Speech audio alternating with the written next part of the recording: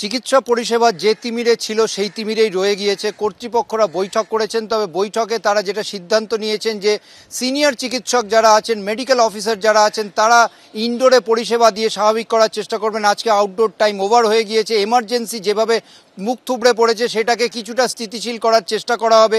এর জন্য স্বাস্থ্য ভবনের কাছে তারা আবেদন করবেন। তারা ইতিমধ্যে কথাবার্তাও বলেছেন স্বাস্থ্য ভবনের স্বাস্থ্য শিক্ষা অধিকর্তার সঙ্গে, এবং একই সঙ্গে হাসপাতালে কোথায় কোথায় সিসিটিভি নতুন করে লাগানো যায়, যেগুলো আছে সেগুলো তো সারাই করা হয়েছে গতকাল থেকে, এবং নতুন করে কোন পয়েন্টে সিসিটিভি লাগানো যায় সেই বিষয় নিয়ে আলোচনা হয়েছে।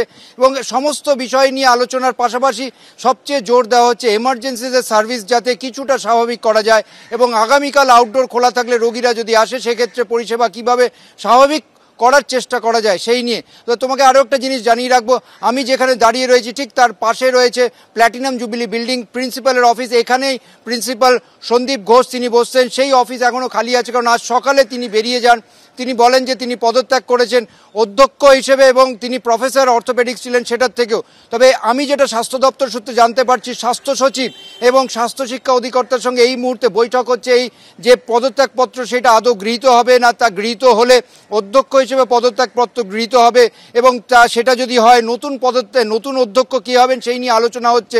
জল্পনা আছে যে প্রাক্তন উপাচার্য স্বাস্থ্যবিজ্ঞান বিশ্ববিদ্যালয়ের যিনি উপাচার্য ছিলেন সুরিতা পাল, তিনি হতে পারেন, তেমন একটা কথা শোনা যাচ্ছে। তবে এখন অবধি নতুন করে যিনি অধ্যক্ষ কে আসবেন সেটা নিয়ে অর্ডার বেরোয়নি, ফলে এখানে সকলে অপেক্ষা করছেন, এবং তিনি এলে দায়িত্ব নিতে পারেন। তার আগে প্রাক্তন যিনি উপাধ্যক্ষ ছিলেন তিনি আজ সকালে এসেছিলেন, নতুন উপাধ্যক্ষকে দায়িত্ব বুঝিয়ে দিয়ে তিনি চলে যান। তবে মোটের ওপর আন্দোলনকারী পড়ুয়ারা কিন্তু এখনও জুনিয়র ডাক্তাররা অনমনীয়। আমরা অতি দ্রুততার সাথে চাইছি। হয় রবিবার, এত দেরি কেন? এটা তো নর্মাল কেস নয়, সাধারণ ঘটনা নয়। তাহলে এত দেরি করার আমরা কখনোই পক্ষপাতী নয়। যা হচ্ছে যা হবে সেটা অতি দ্রুত, আমরা তো চাইছি জুডিশিয়াল ইনকোয়ারি করুক। কেন এত এম্বিগুইটি হচ্ছে, কেন এত দেরি হচ্ছে? এটা তো পরিষ্কার কথা। এই নিয়ে কোনো আমরাও চেয়েছি, তো আমরাও চেয়েছি। কে কি বলছে সেটা তদন্ত করতে হবে। তো তদন্তে তো আমরা টোটালি অখুশি। তদন্তে তো কিছুই উঠে আসতে পারছে না। কালকে সিপির সাথে যে মিটিং হলো সেই মিটিংয়ে তো স্পেসিফিক কিছু বলতে পারলেন না স্যার। আমরা সেই জন্য জুডিশিয়াল ইনকোয়ারির কথা বলেছি।